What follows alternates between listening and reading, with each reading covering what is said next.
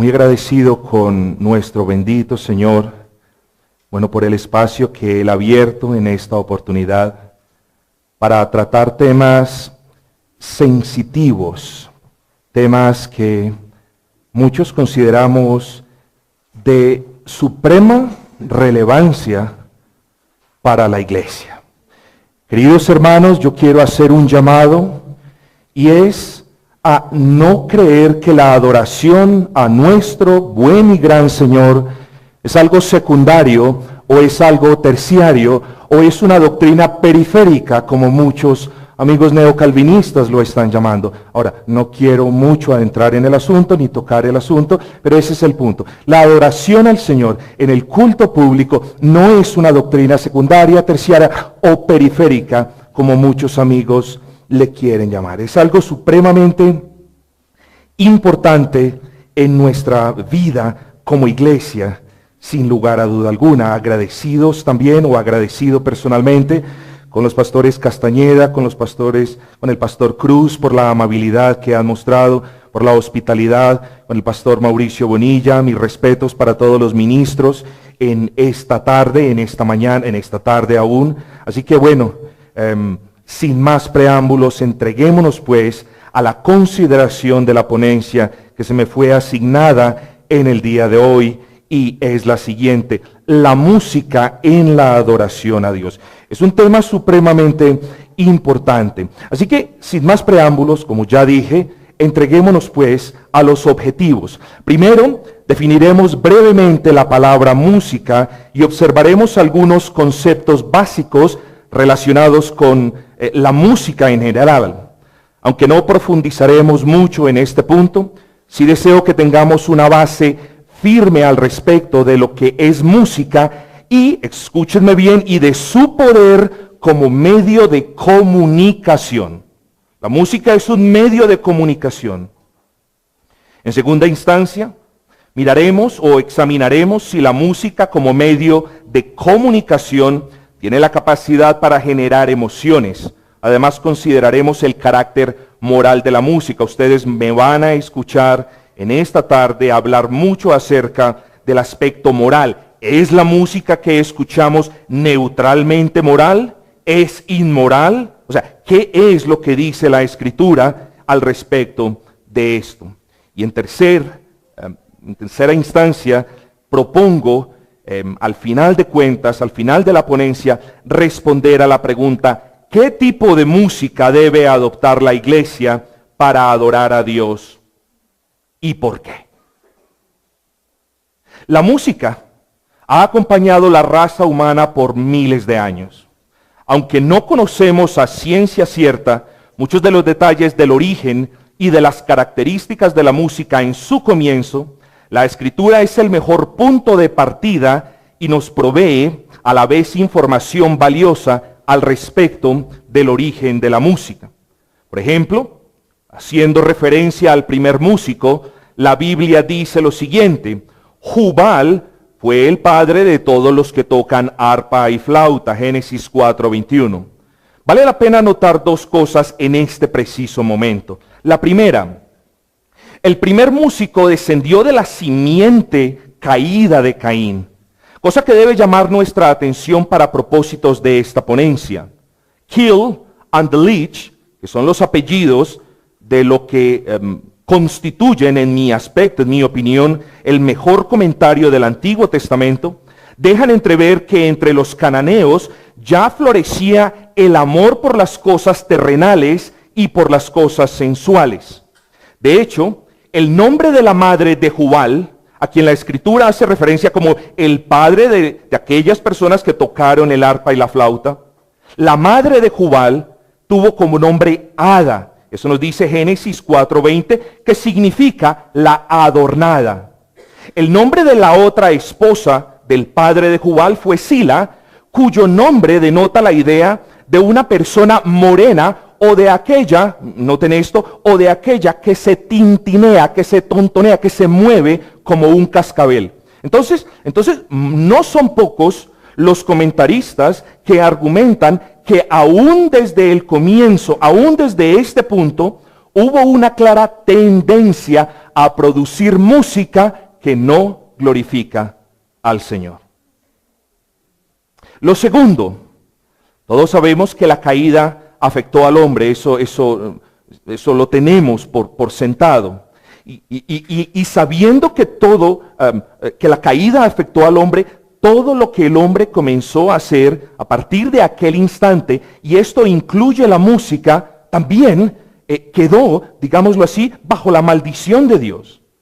Partiendo de la base que lo más probable es que la música no haya sido creada por el hombre caído para adorar a Dios, sino para su propio deleite, es su deber y el mío, como parte de cada iglesia local, preguntarnos si es pertinente o no prestarle atención a la música que escuchamos, o simplemente podemos escuchar, queridos hermanos, cualquier tipo de música, porque como lo dicen muchos, eso es algo donde no hay nada bueno o nada malo. Vamos a ver si en la música hay algo bueno, hay algo malo, o si la música no es ese transmisor, ese conducto, ese medio por el cual emociones son transmitidas. Así que definamos entonces qué es la música.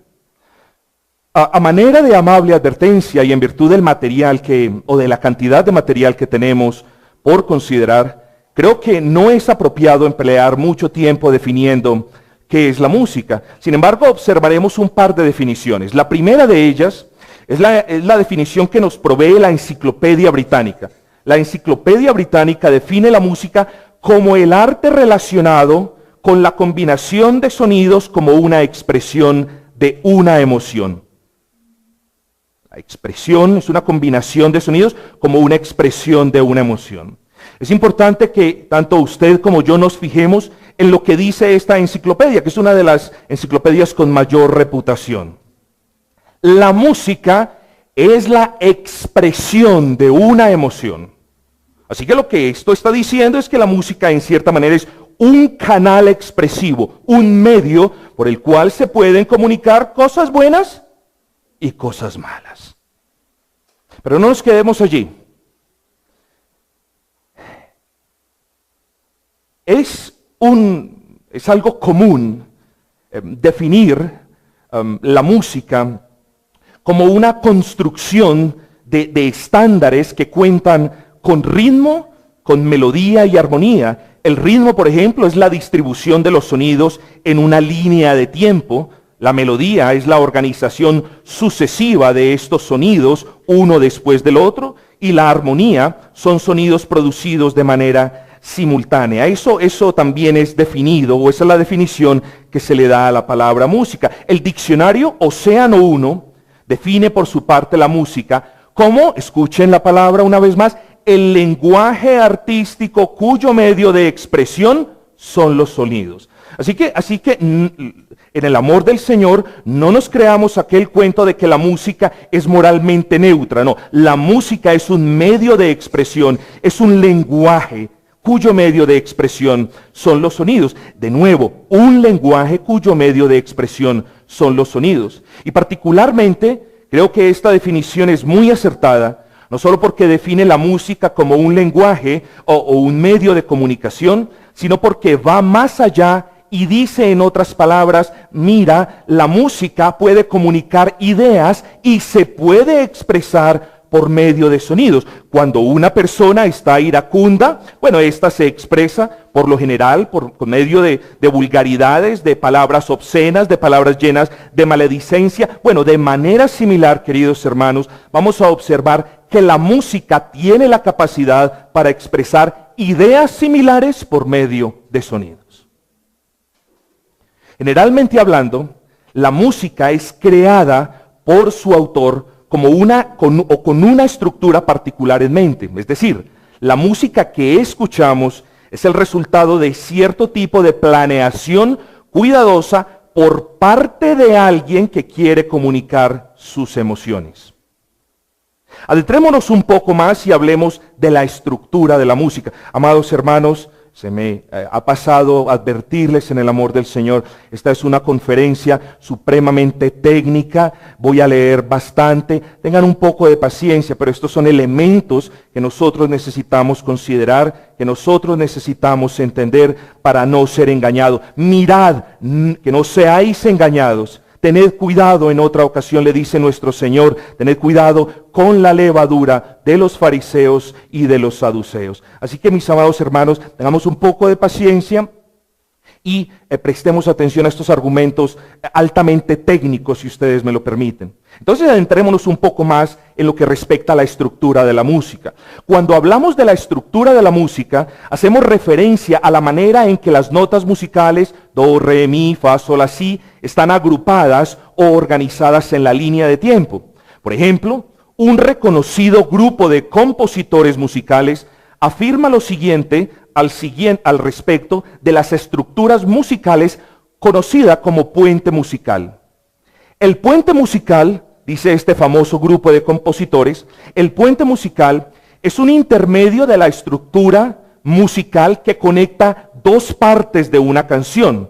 Esta estructura musical, este puente musical, ayuda a que la canción no caiga en una simetría aburrida o en una repetición predecible, y suele ser usado, y aquí es donde les pido que prestemos atención, y suele ser usado para llevar la canción a un clímax máximo.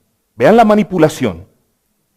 Las estructuras musicales no están allí simplemente de manera aleatoria. No, son cuestiones cuidadosamente planeadas, cuidadosamente estructuradas, cuidadosamente organizadas, y en este caso el mismo testimonio de los músicos seculares nos está diciendo, son puestas allí para llevar la audiencia a un clímax, a una cúspide en la canción. Es decir, quieren mover, quieren crear en nosotros sentimientos y emociones de carácter artificial. Y suele ser usada para llevar la canción a un clímax máximo, a una máxima tensión y para preparar el desarrollo final de la canción. En la música rock, por ejemplo, el puente musical, la estructura musical que une esas dos partes de una canción para que no caiga en una repetición predecible o aburrida, suele aparecer al son de la guitarra. Ese es un ejemplo, por decir algo.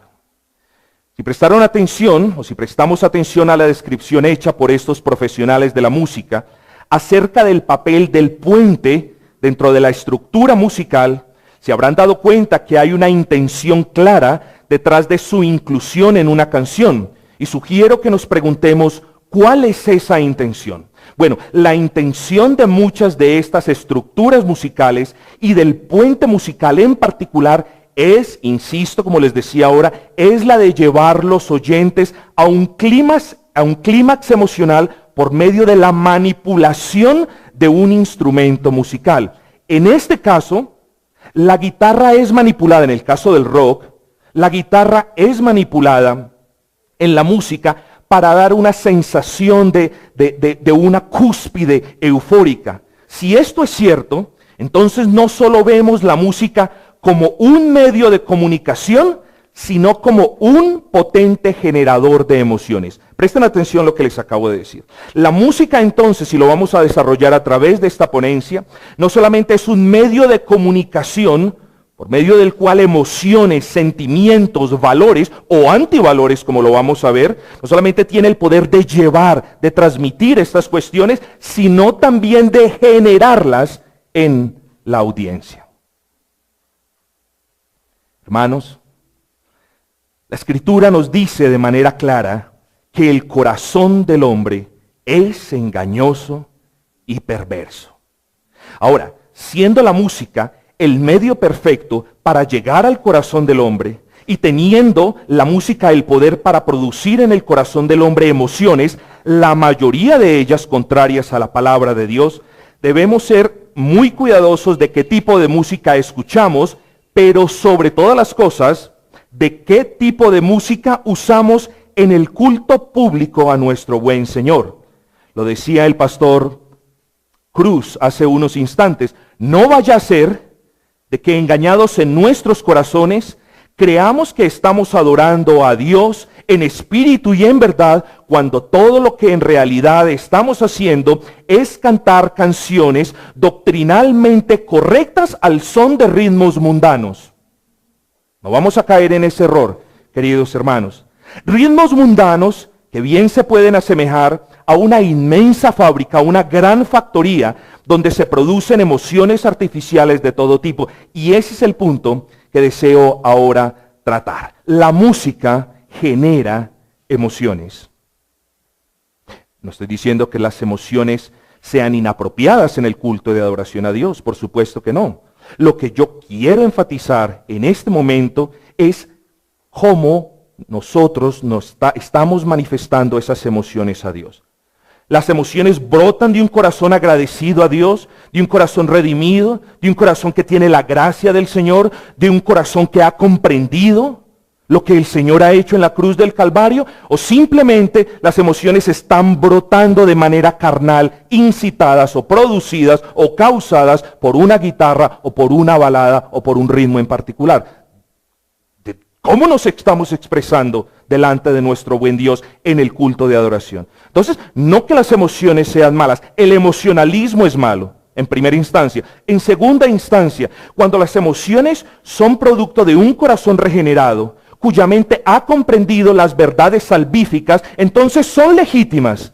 Y el Señor demanda la adoración con todo nuestro ser, incluyendo las emociones. Sin embargo, cuando las emociones o el emocionalismo es producto de esa carnalidad, de ese remanente de pecado que aún permanece en nosotros, movidos por una guitarra o movidos por la sensualidad de cierta balada, entonces no son emociones permitidas en la adoración pública a nuestro buen Señor.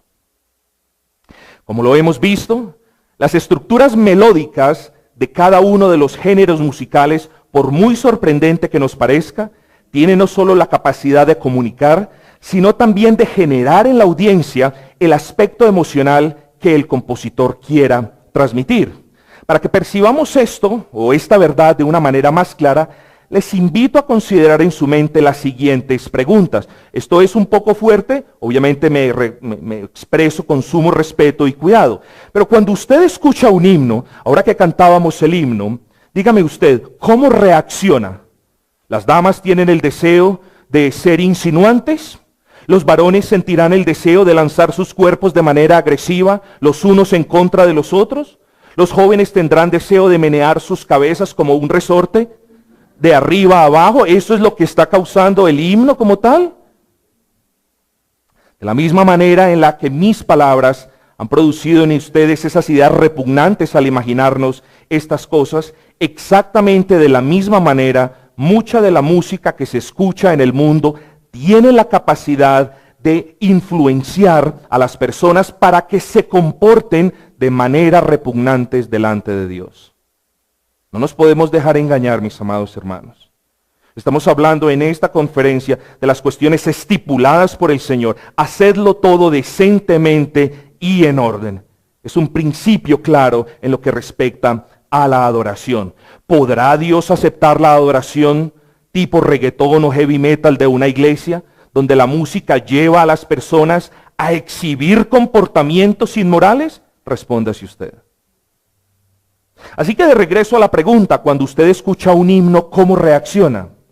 Creo, sin lugar a duda alguna, que la idea de saltar, de mover la cabeza y de gritar no aparece en nuestras mentes. La pregunta es ¿por qué? Bueno, porque el tipo de música que usamos como acompañante de las verdades salvíficas por las que estamos agradecidos y que cantamos, ese tipo de música no fue creado para transmitir un mensaje sensual o vulgar o grosero o agresivo o rebelde o sugestivo, sino por el contrario, los himnos transmiten un sentido de solemnidad y santidad. Ustedes se van a preguntar, ¿cómo es eso posible? Bueno, sí es posible cuando conocemos las estructuras musicales, mis amados hermanos. La música, repito, es un medio de comunicación, es un sistema de transporte que mueve emociones de un lado para otro, que tiene el poder de inducir las personas a estados repugnantes para el Señor.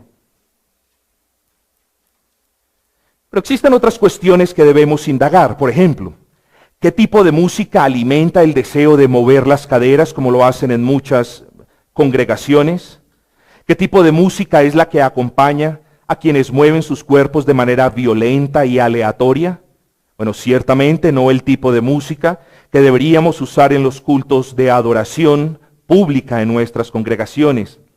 Los cristianos somos descritos por la Escritura de manera clara e inequívoca como personas nacidas de nuevo, Juan 3:7, como personas que no amamos las cosas del mundo, primera de Juan 2:15, y personas santas en toda manera, en toda nuestra manera de vivir, primera de Pedro 1:15, y nuestra manera de vivir también incluye la santidad en lo que respecta a la adoración a Dios.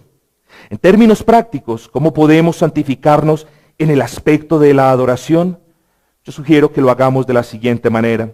Si hemos de usar música como un acompañante de las verdades que cantamos, usemos una música totalmente distinta a la música que escucha el mundo que se opone a Dios.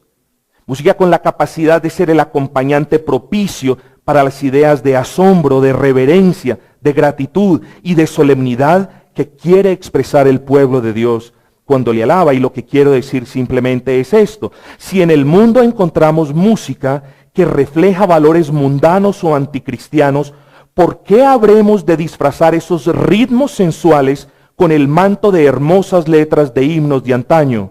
Como le decía yo a un pastor hace unos minutos, esto sería como ponerle un diente de oro a un marrano mueco. No podemos, repito, no podemos disfrazar una música profana, una música sucia, una música inmunda, sobre pretexto de que estamos cantando líricas doctrinalmente correctas. Son cuestiones incongruentes y mutuamente excluyentes, queridos hermanos. ¿Acaso alguno de nosotros como creyentes puede generar en su mente una relación lógica entre personas eufóricas saltando sin control al ritmo del rock cristiano en las iglesias, con nuestro bendito Señor Jesucristo cantando himnos el día que fue enjuiciado? ¿Puede usted correlacionar esas ideas? ¿Puede usted visualizar en su mente a la madre de nuestro Señor Jesucristo y a las otras mujeres que adoraban a Dios en el aposento alto con los 120, adorando de una manera desinhibida y sensual y grosera al ritmo de una balada? ¿Usted se puede imaginar eso? Bueno, hay muchos cristianos que se lo están imaginando. ¿Puede usted correlacionar un concierto de rock y rap cristiano con el canto de himnos por parte de mujeres y niños que eran quemados en la hoguera por las fieras en el Coliseo romano? ¿Usted se puede imaginar?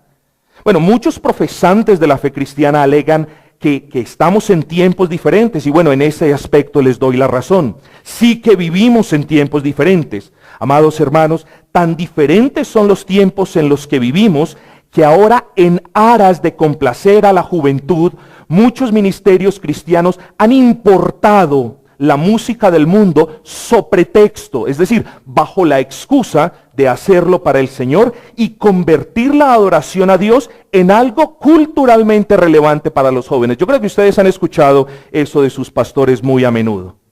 No, tenemos que ganar a la juventud para Cristo. Los himnos no le gustan a la juventud. Entonces, como los himnos no le gustan, bueno, démosle las cuestiones con las que ellos se identifican en el mundo secular. El rap, el rock y esto. Y entonces traigamos las cosas que se oponen a Dios del mundo, traigámoslas a la iglesia y ganaremos a los jóvenes para Cristo. Queridos hermanos, esto es pragmatismo en su máxima expresión. O bien nos conformamos, o bien adoptamos las directrices y los parámetros, los preceptos, los mandamientos que hay en la Escritura y que para nosotros los creyentes son claros y suficientes, o nos volcamos al mundo y traemos las cosas del mundo. ¿Cuál de las dos vamos a hacer como iglesias locales? Y eso es lo que nos debemos responder en esta tarde. Pero regresemos al punto que estábamos considerando. Estábamos hablando de las emociones. Como lo mencionamos hace unos momentos, las diferencias estructurales en los diferentes tipos de música afectan al oyente de manera diferente. Ahora, cuando hablo de que afectan, no me refiero necesariamente a afectar de manera negativa a la persona. Me refiero a la influencia que la música tiene sobre la persona. Influencia que puede ser positiva o negativa. Influencia que puede ser positiva o negativa. Para documentar, y aquí entramos en materia un poco más técnica, así que prestemos atención. Para documentar o para probar el punto que la música tiene el poder de generar emociones, procederé a citar diferentes fuentes que hacen referencia a la relación que hay entre la música y las emociones que ésta genera. Por ejemplo, para Platón, cierto tipo de melodías eran más adecuadas que otras para producir sentimientos de armonía, orden y bondad. Nótese que Platón no niega, sino que por el contrario afirma la capacidad innata de la música para producir sentimientos en quien la escucha. En su obra República, Platón se expresó de la música en los siguientes términos: el ritmo y la armonía encuentran su camino hacia lo más profundo del alma y se apoderan de ella con firmeza. La música puede enviciar, queridos hermanos. La música puede convertirse en algo adictivo. Y esos tipos de valores no son válidos en la adoración y ni en el culto público a nuestro buen Señor. Malini Mohana, un eminente doctor surafricano especialista en neuropsicología, afirma: la música es una herramienta para despertar emociones y sentimiento, y dice, la música es mucho más poderosa que el mismo lenguaje. Tremendo. William Edgar, en su libro Tomando nota de la música, dice: de las innumerables referencias a la música en las Escrituras, la gran mayoría conecta la música con algún tipo de experiencia emocional. La relación natural entre los sentimientos y los sonidos es imposible que pase desapercibida. Miren la relación constante, el testimonio de estas personas, muchos de ellos ni siquiera son cristianos, y dicen, oye, sencillo, la música produce sentimientos, la música levanta, crea en ti afectos. No lo podemos negar. Los únicos que lo están negando por estos días son muchos neocalvinistas y muchos pastores que se dicen pertenecer al círculo de la Reforma. ¿Cómo es eso posible? Pero bueno, es posible.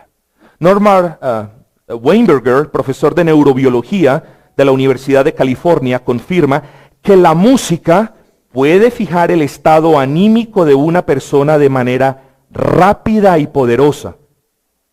Tremendo. Un acérrimo defensor, en quinto lugar, de la música cristiana contemporánea, reconoce que la música tiene poder para crear o manipular sentimientos. Dice así: debido a su poder para motivar, la música tiene un gran atractivo. Al mismo tiempo, la música no solo es atractiva, sino que puede manipular. El poder de la música para afectar las emociones puede crear una atmósfera en la que la gente responda únicamente por emoción. Escuchen esto, sin un conocimiento cognitivo. ¿Qué es lo que significa esto? Lo que este señor me está diciendo es lo que hemos tratado de esgrimir desde el principio. La música tiene el poder para llegar a tu corazón sin haber pasado por tu mente. Y nosotros cantamos en el culto, en el servicio público, grandes verdades de nuestra fe, dice el apóstol Pablo, con entendimiento. Una adoración que no tenga ese elemento mental del entendimiento, simplemente es una adoración emocional. Entonces, lo que me está diciendo este señor es, la música tiene el poder de saltarse el aspecto cognitivo o mental para llegar simplemente a tu corazón y manipular las emociones. Yo me pregunto, ¿será esa la adoración que requiere el Señor? Bueno, no, porque la adoración en el culto público requiere que nosotros, como parte de la iglesia, adoremos a nuestro buen Señor con todo nuestro ser. Con entendimiento lo produce una mente regenerada. Y con emociones regeneradas lo produce un corazón regenerado, mis amados hermanos. No podemos entonces separar el proceso cognitivo o el raciocinio de las emociones. Procedo a hablar de la moralidad de la música. Y comienzo simplemente diciendo, la música no es amoral, o en otras palabras, la música no es neutralmente o no es moralmente neutra. Mientras que la mayoría de los cristianos probablemente estaremos de acuerdo en que diferentes tipos de música producen en nosotros diferentes tipos de emociones o sentimiento, o nos inducen a ciertos estados anímicos, dependiendo del estilo musical que escuchamos. En lo que no estamos de acuerdo es en determinar si la música pueda ser en sí misma algo moral o inmoral. Es decir, si la música lleva en su ADN, por darle un nombre, algo que permita la clasificación entre música moral y música inmoral. De la definición y del correcto entendimiento de estas cuestiones dependerá si nuestra adoración en el culto público de alabanza a nuestro buen Señor es válida o no es válida, se conforma al principio regulador o no se conforma. Muchas personas en el mundo dirán que la música es amoral. La pregunta es, ¿será esto cierto? De acuerdo con el diccionario de Oxford, algo amoral es algo neutro que carece de un sentido moral o indiferente a lo que es correcto o incorrecto. Por tanto, cuando alguien dice que la música es amoral, lo que está señalando es que la música no tiene manera alguna de afectarnos a nosotros. Simplemente ellos dicen la música es algo que usted escucha y disfruta no más.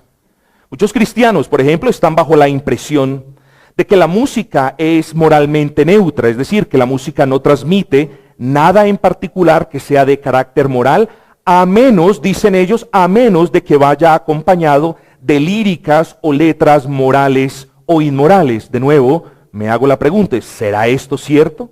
¿El carácter moral o inmoral de una canción lo dictaminan la lírica o está en la música? Amados, las implicaciones de la carencia de discernimiento por parte de pastores y ancianos en muchas iglesias locales en lo que respecta al debate de si la música es moral o amoral puede ser observada en muchas congregaciones en sus cultos de adoración a Dios. El rap, el rock, las baladas, el heavy metal y el reggaetón, entre otros tipos de música, han sido constituidos como elementos primarios de su adoración pública. ¿Son estos ritmos musicales inapropiados para adorar a Dios? Por supuesto que lo son. Sin embargo, al tratar de responder esa pregunta, veremos que los cristianos estamos profundamente divididos al respecto. Y es lamentable, mis amados hermanos, porque estoy totalmente de acuerdo con quienes me han precedido, que la Escritura es clara al respecto de lo que Dios ordena. Muchos de nosotros creemos firmemente que no toda la música es apropiada para el culto de adoración a Dios, sencillamente por una razón en específico, por su carácter inmoral. Otros creyentes, aún hermanos cercanos al círculo de la Reforma, creen que toda la música es apropiada en el culto de adoración público, siempre y cuando vaya acompañada de una lírica que se sujete a los parámetros escriturales de la fe cristiana. Pero al respecto hay mucho que decir.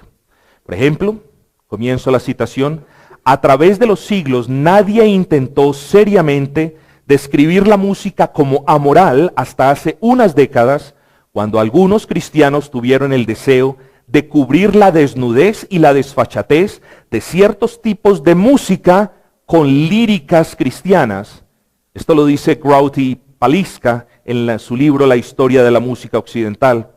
Es sorprendente que muchos cristianos se unan a los ateos intentando justificar sus gustos por ciertos tipos de música y afirmen que la música es moralmente neutra. Insisto, no son pocos los cristianos que están tomando esta perspectiva para justificar sus gustos por cierto tipo de música. Entro en aguas profundas, pero voy a tratar de no ser muy descortés. Entre quienes defienden el carácter moralmente neutro de la música, podemos destacar un amplio rango de personajes que va desde Rick Warren hasta el teólogo reformado John Frame, quien en 1997 suscitó una gran controversia en su libro Una defensa bíblica de la música cristiana contemporánea. Un libro, por cierto, donde el pragmatismo y la contextualización están a la orden del día, y donde su propósito simplemente es el intentar convencer a las iglesias reformadas de adoptar una adoración totalmente contemporánea y mundana. Pero gracias al Señor, nuestro fundamento como creyentes, mis amados hermanos, está en la Escritura, y es precisamente allí donde encontramos referencias útiles en lo que respecta a la capacidad de la música para representar estados de ánimo y sentimientos específicos. Prestemos atención. Job 30:31 me dice: mi arpa se ha convertido en luto y mi flauta es el sonido de llorar. Jeremías 48:36 me dice, o nos dice: por lo tanto mi corazón gime por Moab como flautas. Isaías 24:8 dice: la alegría de los panderos se acaba, la alegría del arpa también. John Makujina, sin lugar a dudas, es uno de los referentes a nivel mundial en lo que respecta a la música y a la ciencia de la música. John Makujina, un eminente profesor del Seminario Teológico de Westminster y una autoridad en musicología, argumenta en su libro Midiendo la Música lo siguiente: es evidente que los pasajes citados anteriormente no se refieren a las cualidades sonoras de un instrumento musical, sino al tipo de melodía que estos instrumentos representaban. En ocasiones, un instrumento era usado para transmitir emociones de dolor al fallecer un ser querido, mientras que en otras ocasiones el mismo instrumento era usado para transmitir emociones típicas de una celebración. Por ejemplo, el arpa en Job 30:31 se convierte en luto al reproducir los sonidos y sensaciones del llanto y de la aflicción. Sin embargo, en el Salmo 81:2, la misma arpa aparece en el contexto de la música alegre. Por lo tanto, es imposible, continúa la argumentación de este musicólogo, por lo tanto, es imposible no llegar a la conclusión de que cuando la Biblia identifica emociones específicas con instrumentos musicales, no se refiere a las cualidades del instrumento, sino a las emociones y a los sentimientos producidos por el sonido de esos instrumentos. Esto es muy importante. En otras palabras, me está diciendo, el instrumento se puede manipular para crear cierto tipo de emociones, sean estas positivas o sean estas negativas. La evidencia de las Escrituras arroja mucha luz sobre el debate acerca de la neutralidad moral de la música, puesto que las referencias bíblicas a la música revelan que la música es un lenguaje en sí mismo. Esto es lo que hemos argumentado hace ya algún tiempo. Capaz este lenguaje de expresar sentimientos y emociones y estados de ánimo. Sabemos que no todos los sentimientos, ni todas las emociones, ni todos los estados de ánimos son morales, correctos, justos y virtuosos, por lo que es razonable entonces concluir que la música, aún sin letras, tiene el poder para comunicar el bien o el mal. De la misma manera que usted puede pronunciar el nombre de nuestro Señor Jesucristo en amor, en respeto y en agradecimiento, también lo puede utilizar reemplazando una vulgaridad o una grosería. De esa misma manera, dependiendo de qué manera se toque un instrumento, el resultado musical puede ser apropiado o inapropiado, moral e inmoral. Esto nos debe quedar en claro, queridos hermanos. Considera este otro testimonio. Un eminente profesor de la Universidad de Cambridge en el Reino Unido dice lo siguiente: es indiscutible que la música es uno de los medios de comunicación más poderosos que los seres humanos tienen a su disposición. La música es hecha y usada por seres humanos y los seres humanos nunca son criaturas amorales. Entonces, lo que quiere decir este señor es que en virtud de que la música es creada por seres humanos y para seres humanos, y en virtud de que el ser humano no es una criatura amoral, se debe llegar a la buena y natural conclusión de que la música no es algo que es moralmente neutro. Pero vamos a las Escrituras, mis amados hermanos. Segunda de Reyes 3:15 nos dice: mas ahora traedme un tañedor. Y mientras el tañedor, es decir, mientras un músico tocaba, la mano de Jehová vino sobre Eliseo. Es evidente que la música ayudó a establecer la atmósfera apropiada, porque el profeta de Dios estaba indispuesto contra Josafat, rey de Judá. Si el sonido musical del tañedor tuvo tal impacto en el profeta, entonces es evidente que el sonido musical no es algo neutro. Primera de Samuel 16:14, el espíritu de Jehová se apartó de Saúl y le atormentaba un espíritu malo de parte de Jehová. Y cuando el espíritu malo de parte de Dios venía sobre Saúl, David tomaba el arpa y tocaba con su mano, y Saúl tenía alivio y estaba mejor, y el espíritu malo se apartaba de él. Bueno, no hay lugar a duda alguna que la música que tocó David afectó a Saúl de manera física, mental, emocional y espiritual. El efecto de la música de David en la vida de Saúl fue tranquilizante.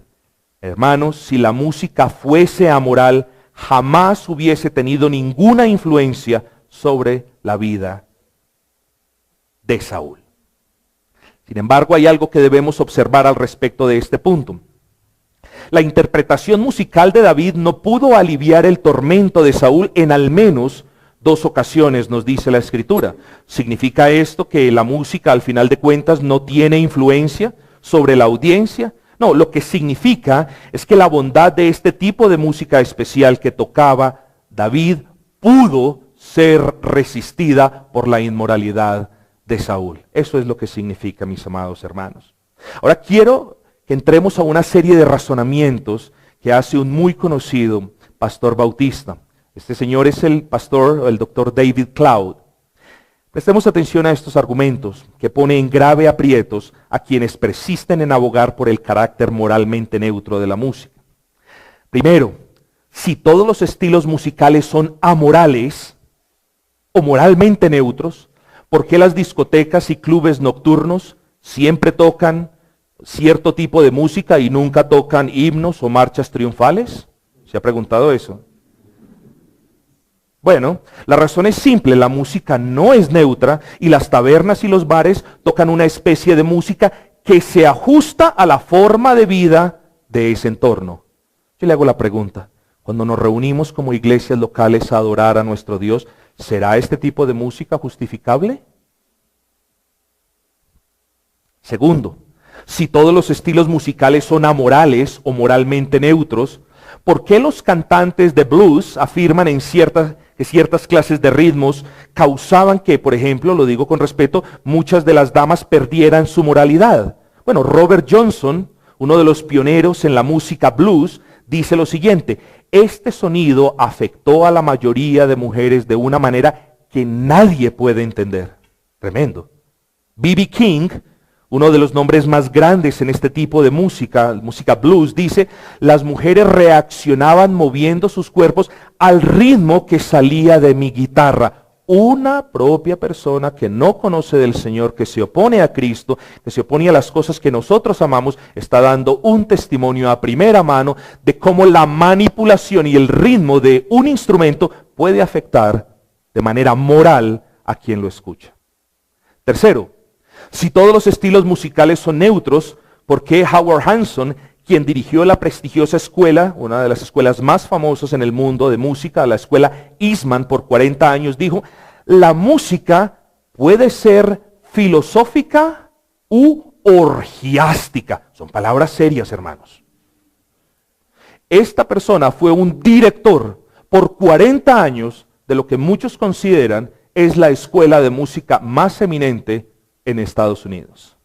La música puede ser filosófica o de carácter sexual y lujurioso.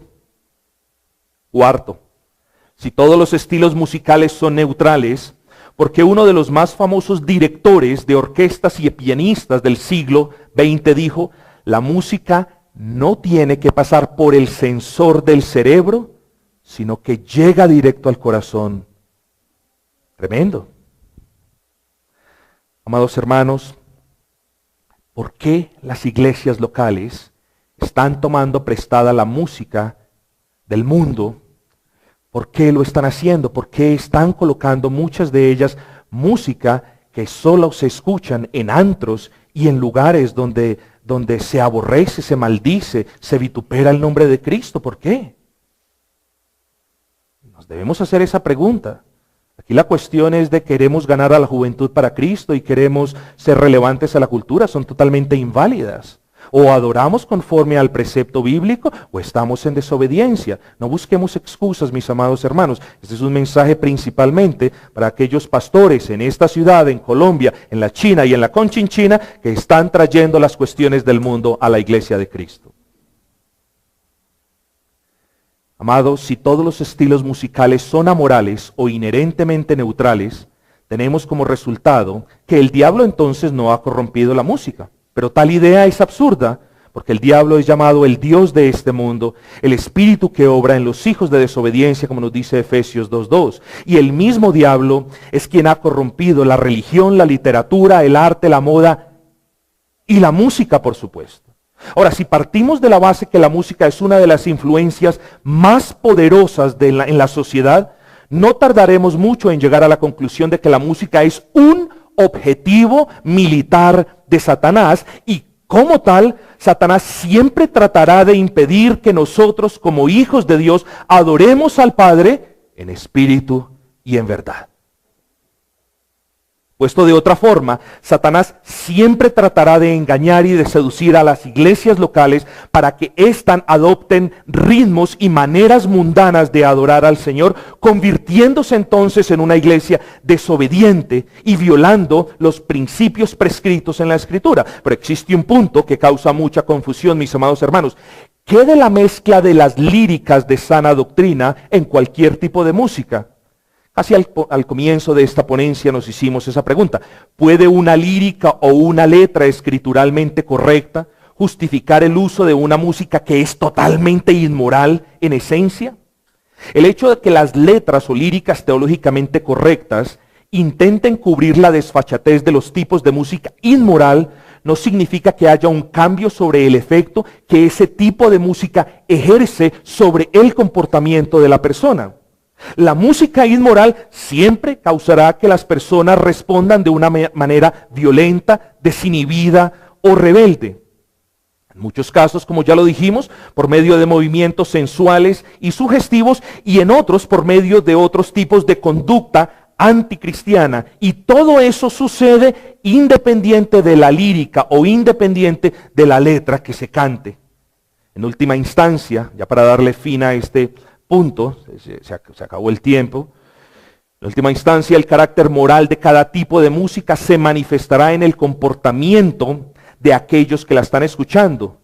Si tomamos por un lado un himno tradicional cuya música no imita a los ritmos mundanos y cuyo efecto es todo lo contrario a la manifestación eufórica de las emociones, y por el otro lado tomamos una canción de heavy metal o de rock o de rap o de punk que pertenezca a la adoración cristiana contemporánea, a pesar de que ambas tipos de música puedan tener las mismas líricas y palabras acerca de los atributos de Dios, por poner un ejemplo de la gloria del Señor, de la pureza de nuestro bendito y santo Espíritu, las audiencias reaccionarán primariamente a la música, al sonido, al ritmo y no a la lírica y a las letras, mis amados hermanos.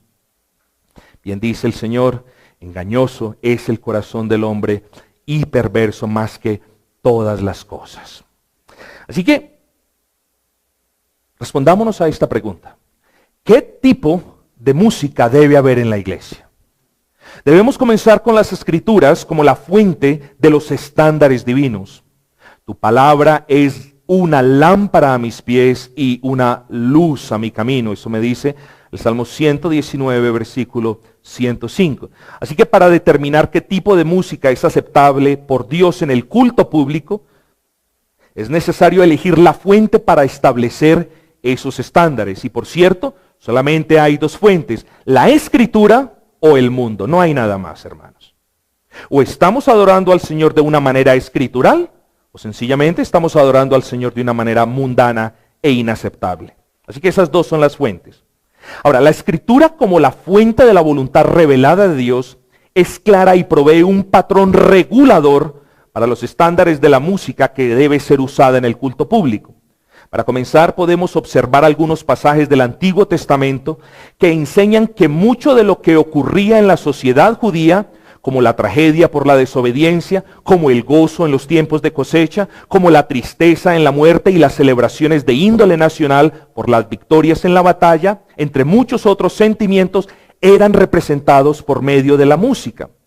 Ahora, lo que decían los pastores que me precedían, habían cuestiones que eran permitidas al Israel social y civil, pero que no eran permitidas en el culto de adoración a Dios. Esa diferencia debe quedar en claro. Por ejemplo, el Antiguo Testamento nos dice, Isaías 16:10, en las viñas no cantan ni se regocijan, ni pisará vino en los lagares el pisador, he hecho cesar el grito del lagarero.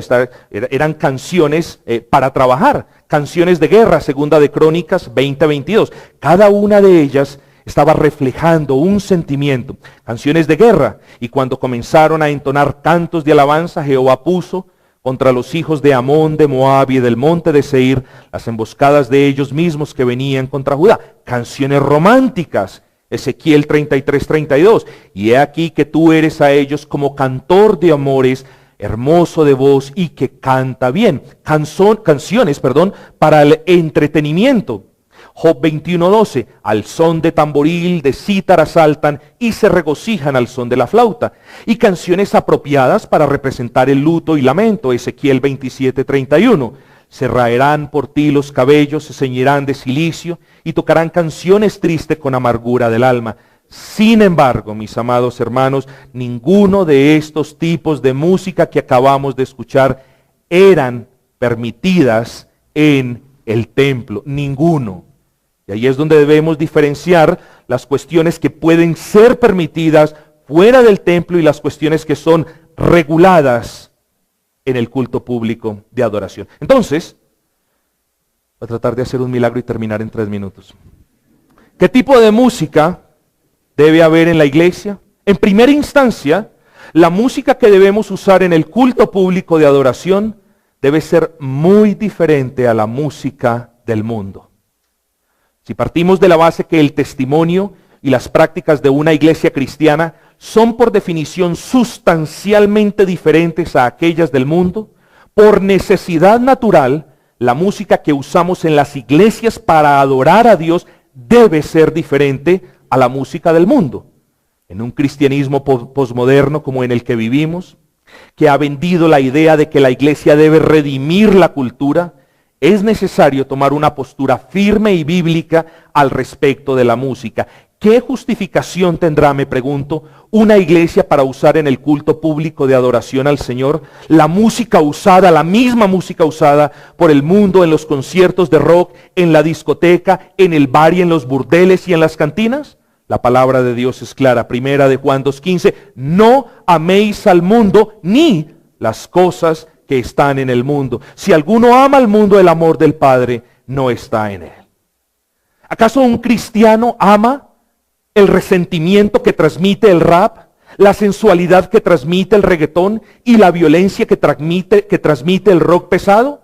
Porque queremos traer esas cosas para la iglesia, mis amados.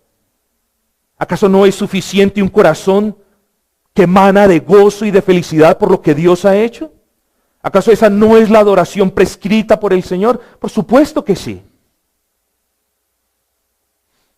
Segundo, la música que debemos usar no solamente debe ser diferente a la que usa el mundo para tontonearse y para hacer lo que ellos saben hacer, sino que es una música que no debe generar pasiones, sentimentalismo o emocionalismo.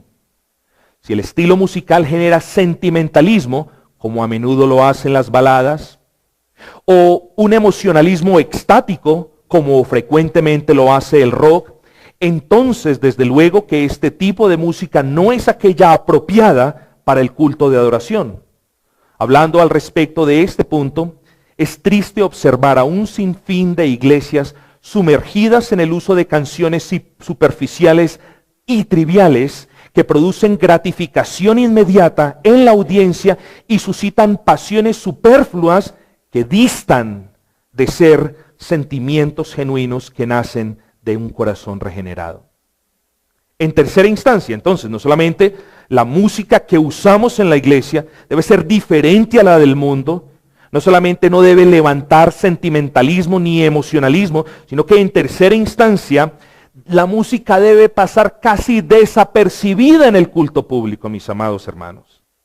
Si hemos de usar música, que ésta pase por debajo de lo que nosotros cantamos, que no sea notoria, que no tome el lugar central. De la misma manera, hablando al respecto de este punto, de la misma manera que la modestia al vestir es característico de una vida cristiana en obediencia, también la modestia en la música en el culto público es una característica de la obediencia al principio regulador. Una música generada por una banda, y no se me pongan nerviosos porque no voy a mencionar bandas cristianas contemporáneas asociadas con el neocalvinismo, no lo voy a hacer. ¿Quieren que les dé más pistas? No lo voy a hacer. ¿Cierto? No lo voy a hacer.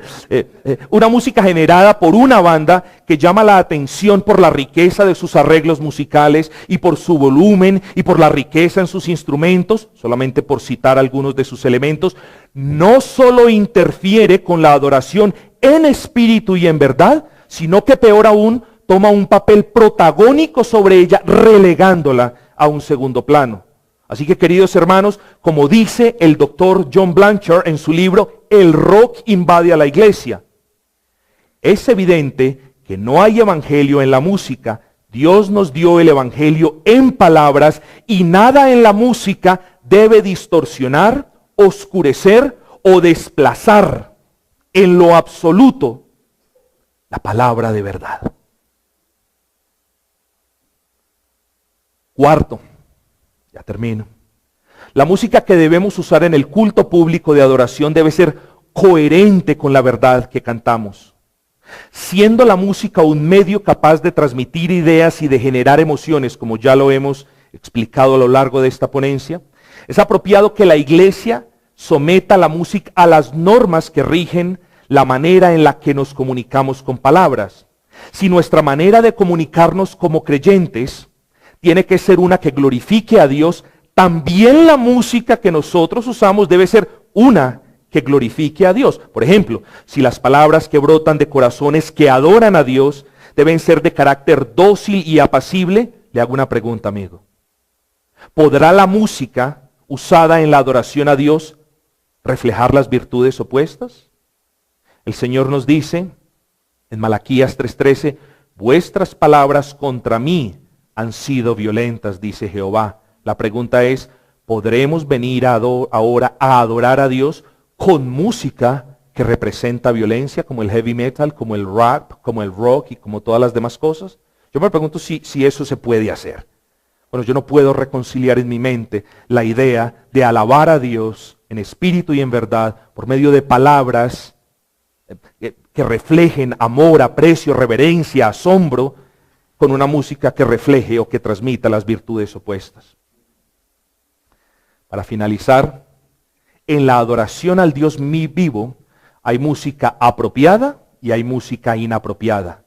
Hay música que es reverente y que eleva los corazones a Dios y que se ajusta a lo sublime de la adoración en espíritu, y hay otra que incita a los ojos y a la mente y al cuerpo a descender al mundo. Hermanos, solo la música majestuosa y reverente es apropiada para adorar al Dios de toda majestad. Consideremos adorar al Señor en espíritu y en verdad, y si es que usamos acompañamientos musicales, entonces cerciorémonos, queridos hermanos, de que los ritmos, la tonada, la armonía y la sencillez transmitan orden, sobriedad, reverencia, gozo y solemnidad, que son valores diametralmente opuestos a los valores que es capaz de transmitir ciertos tipos de música del mundo.